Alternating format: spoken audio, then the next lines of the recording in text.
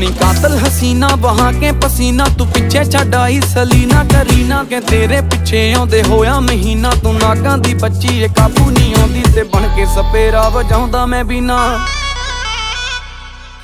केड़े खेत विच लगी केड़ी कणक दा नी तू आटा छकदी ऐ। Tight tight short loose loose टी शर्टां ना कहर नूं ढकदी ऐ। शेप तेरे लक दी मार तेरी अख दी जिवें मैनूं तकदी ऐ। जाई गल दस के तू तां बस हस के जान कढ सकदी ऐ।